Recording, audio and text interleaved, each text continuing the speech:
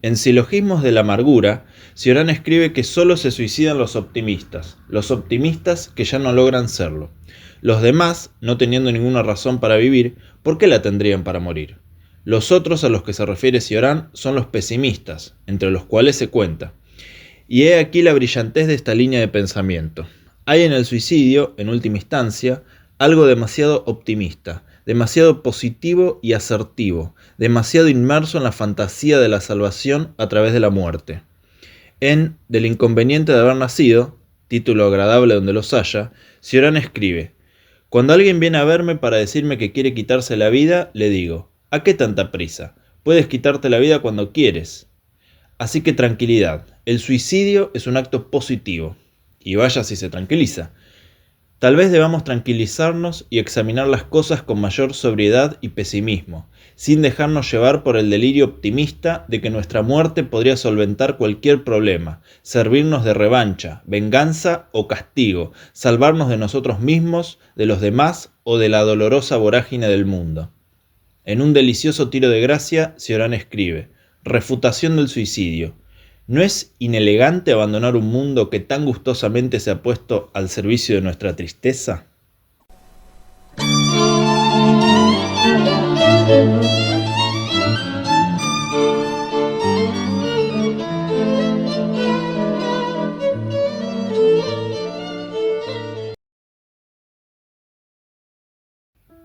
Bueno, bienvenidos a una nueva emisión del podcast titulado Conversaciones de Medianoche. En este caso estamos ante un libro de un inglés, Simon Crutchley. El libro se llama Apuntes sobre el suicidio, escrito justamente por este escritor inglés, nacido en 1960, es un filósofo y profesor, radicado, entiendo yo, en Estados Unidos. Ha publicado una veintena de libros, entre los que cuentan El libro de los filósofos muertos, del 2008, En qué pensamos cuando pensamos en fútbol, 2018, La tragedia de los griegos y nosotros, del 2020, y la novela El teatro de la memoria, del 2016. Es un libro breve, que no llega a las 120 páginas, que trata, obviamente, sobre el fenómeno del suicidio, y es más que nada un recuento de curiosidades historiográficas, filosóficas y psicológicas sobre este tema tan particular.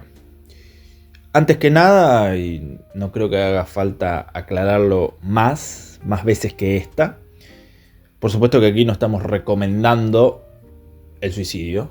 Por supuesto que esto no es una recomendación ni es una valoración positiva de un fenómeno que ya de por sí es triste. Para nada. No tiene absolutamente nada que ver esto.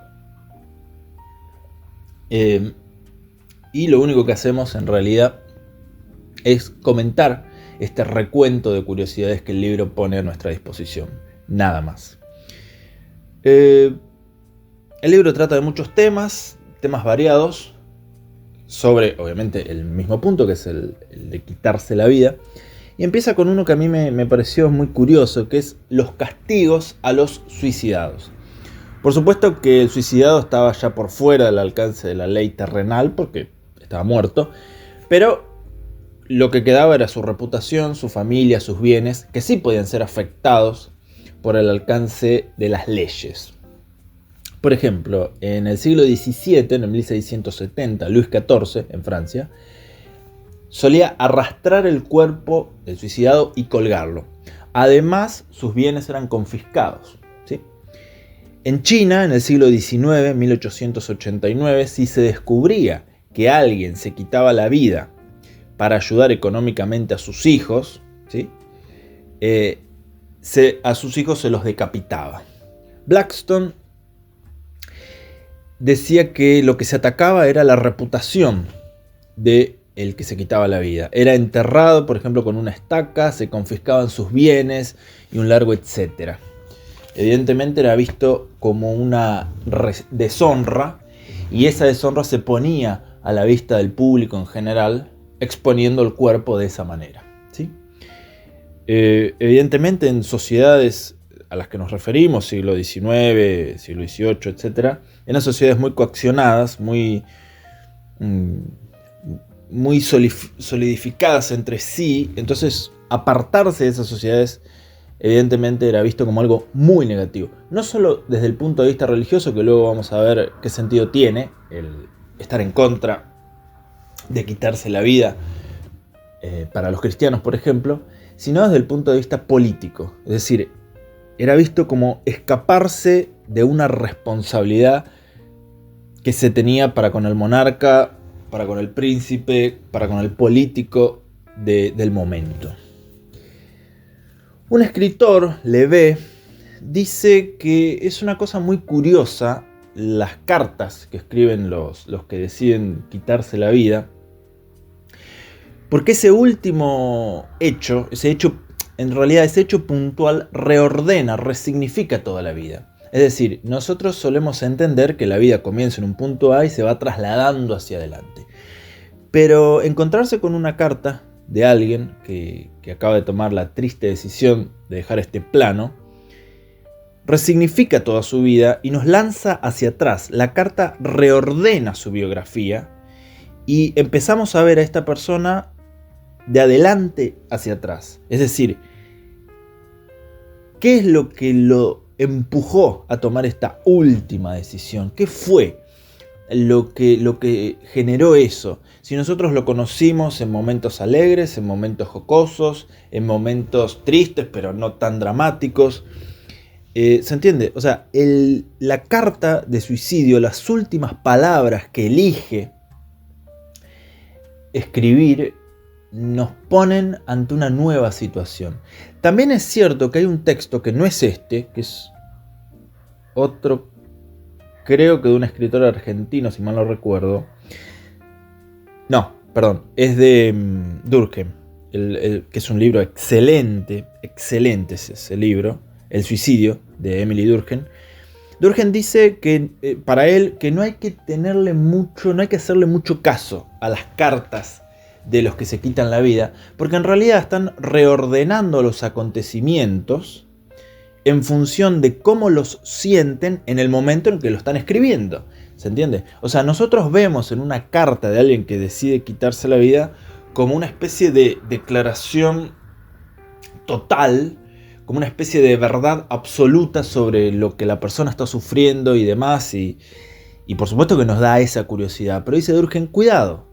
Desde el punto de vista sociológico y estadístico, las cartas de los suicidados no tienen mucho mayor sentido. Están reordenando los acontecimientos en función del dolor, en función de la molestia, en función de los últimos minutos que conservan su existencia, con lo cual están empapadas de una subjetividad que no nos sirve si queremos reordenar esa vida, digamos, objetivamente. Es un punto de vista, es su punto de vista, pero no es necesariamente, entre comillas, la verdad. Entonces dice Durkheim, cuidado con las cartas, cuidado con pensar todo el acontecimiento en función de una carta, porque la carta, repito, está en función de un momento, de unos sentimientos en particular, de un punto de vista en particular, de un momento dado, ¿sí? Entonces no es una cosa total. Simon también cita, por ejemplo, a Freud. Freud dice que nosotros, para cometer un acto de este tipo, de esta naturaleza, debemos de convertirnos en un otro. Dice Freud, el suicidio no existe. Existe el homicidio. Es decir, nos tenemos tanto amor a nosotros mismos, nos amamos tanto, somos tan egocéntricos para con nuestra persona, que dice Freud, simbólicamente es imposible quitarnos la vida. Entonces, primero nos convertimos en un objeto, nos tercerizamos a nosotros mismos. Es decir, salimos de nosotros mismos, empezamos a hablar incluso de nosotros como si fuesen un otro. Mirá qué estúpido que es, o mirá qué estúpido que soy, pero ya en ese momento estamos convirtiéndonos en algo fuera de nosotros mismos. Y en función de eso, en función de convertirnos en un tercero y de ponerle a ese tercero la serie de características desagradables que entendemos que forman parte de nosotros, ahí nos suicidamos. Pero el suicidio, entonces, en ese sentido, es un homicidio. Lo que matamos es esa figura, ese tercero, esa cosa fuera de nosotros, ¿sí? Al que le achacamos todos los males y todas las incompetencias y todas las estupideces y decimos que merecería no vivir porque etcétera, etcétera, etcétera. Entonces dice Freud, el suicidio no existe, el suicidio simbólicamente no existe, es un homicidio. Lo que pasa es claro es que entre él, la proyección de nosotros mismos y nosotros mismos, hay algo que compartimos que es el cuerpo, naturalmente. Somos la misma persona, pero somos la misma persona desdoblados, ¿no? Luego el libro hace un repaso muy también breve sobre algunas posturas de algunos filósofos sobre este tema. Empieza por Platón, diciendo que para Platón es una deshonra, obviamente, pero que acepta que existen ciertas excepciones, y esto Platón, digamos, no lo podía pensar de otra manera, teniendo como ejemplo en el horizonte a su propio maestro que decidió tomar la cicuta en vez de irse de la ciudad. Por supuesto que si Sócrates se hubiese ido de la ciudad, hubiese sido quizás una tragedia incluso mayor que el quitarse la vida, porque en ese momento ser un extranjero era una cosa de temer. Pero digamos, Platón, teniendo a la vista el ejemplo de su maestro, bueno, dice, ok, el quitarse la vida es algo deshonroso, pero existen excepciones, y ahí está Sócrates, ¿no? Séneca, un filósofo español, cordobés, aparece unos cuantos siglos después, mano derecha de Nerón, que además Séneca va a recurrir a quitarse la vida. Bueno, Séneca está evidentemente en un mundo distinto. Séneca está en el mundo imperial, bajo el imperio, bajo el dominio del imperio romano. En ese mundo, los valores, tu vida misma, todo es muy contingente. Dependés exclusivamente de quién esté en el poder. No hay mayor seguridad de tu existencia, ni la de tus hijos, ni la de tu familia. Todo depende de un hilo. En el caso de Platón, por supuesto, y eso va a generar en Platón un odio visceral hacia la democracia. Bueno, la democracia no debe de ser algo tan bueno si esa misma manga de imbéciles puso, digamos, a Sócrates en esa disyuntiva de tener que morir o exiliarse. Bueno, ok. Pero en el caso de Séneca y el Imperio Romano es todavía peor, ¿no? Tu vida depende del psicópata de turno. En el caso de Séneca, incluso, de nuevo, era la mano derecha de Nerón, y es Nerón el que va a acabar con su vida. En realidad, obliga a Séneca a acabar con su vida antes de que el Imperio Romano lo haga por él. Séneca se suicidan todos sus familiares con él.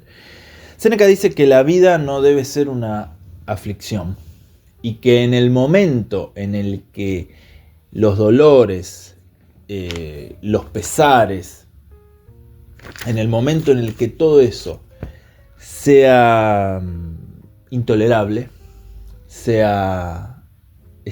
pase de una medida, uno debe de recurrir al quitarse la vida. Séneca murió además de una manera curiosa. Algunos dicen que su suicidio constó de 3 partes, ¿no? Cuando él recibe aquella sentencia de Nerón, lo primero que hace es tomar cicuta. Pero Séneca tenía una dieta homolácteo vegetariana, en realidad a base de granos y demás. Entonces la cicuta, el veneno, no le hace absolutamente nada. Luego, en una segunda instancia, se corta las venas. Pero aparentemente por la avanzada edad del filósofo no se logra desangrar.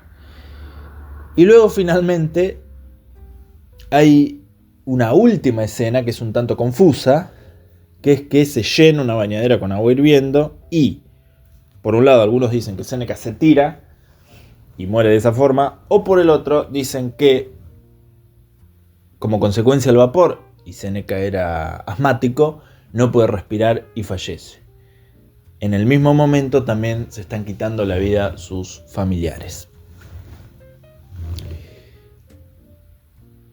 En el caso de los cristianos, y la razón por la cual están en contra de quitarse la vida, dice el texto, dice: la vida para un cristiano es algo dado, en latín un datum, sobre lo que tenemos derecho de uso, usus, pero no de gobierno, dominium, que es de Dios. Nosotros tenemos la vida como algo dado por Dios, con lo que podemos hacer un uso, pero no tenemos un dominio. La vida sigue siendo propiedad de Dios. De hecho, un pequeño inciso, en el Antiguo Testamento, y bueno, se va a replicar también en el Nuevo, ¿no? Pero en el Antiguo Testamento las ofrendas a Yahvé, que son ofrendas de sangre, se entienden porque la vida, que es un don de Dios, está representada a través de la sangre. Esto creo que lo dije en algún podcast anterior. Entonces, cuando uno mata a un animal, lo que hace simbólicamente es devolverle el elemento dador de vida, el medio para tener vida, la sangre, a quien le pertenece, a Dios. Esa es la razón simbólica, por un lado, metafísica, pero realista al fin de cuentas, por el otro, de ese acto. Es decir, yo le quito la vida a una persona y con ese acto le devuelvo la sangre, el medio que le genera la vida, a quien le pertenece, a Dios. Y finalmente, el libro menciona que las notas de suicidio en el siglo XVIII se publicaban en los diarios, que era una cosa pública, evidentemente. Esto a nosotros nos parece muy extraño porque en realidad nuestra forma de ver las notas es exactamente la contraria. Para nosotros las notas de suicidio son cuestiones privadas que se manifiestan en el entorno privado y que solamente están al alcance de los familiares y de los íntimos de la persona que acaba de tomar esa decisión. Sin embargo, dice el texto, en el siglo XVIII, evidentemente, esto era distinto, y las notas se publicaban en el diario y se daban las razones por las cuales se tomaba esa decisión. Fíjense qué curioso. Casi con un carácter científico detrás, ¿no? Bueno, yo he tomado esta decisión, o también, esto también el texto lo menciona, decisiones que se tomaban en términos colectivos. Es decir, mi familia y yo hemos tomado la decisión de quitarnos la vida porque no tenemos alimento suficiente, porque nos sentimos mal por tal o cual razón, porque el dolor de tal o cual cosa nos vuelve insoportable el vivir, etc.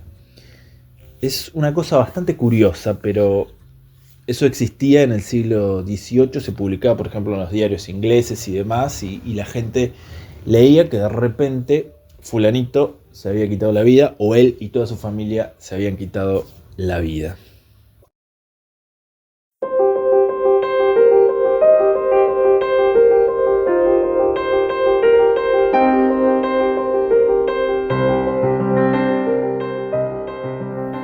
Para concluir este texto, para concluir este podcast sobre un tema evidentemente muy doloroso,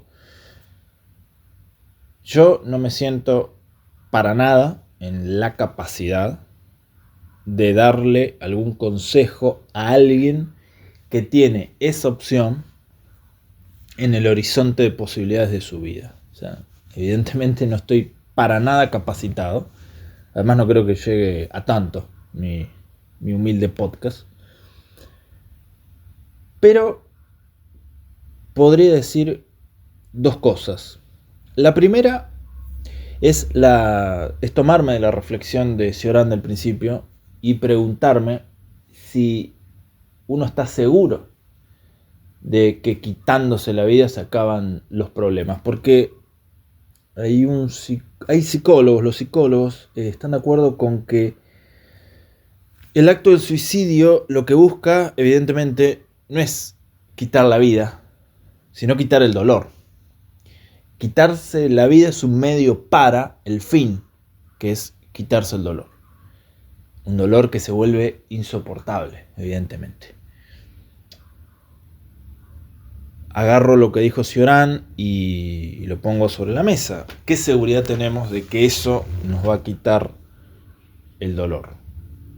¿Qué seguridad tenemos? Bueno, nadie ha vuelto del otro lado para quejarse, pero tampoco para contar la verdad sobre qué sucede.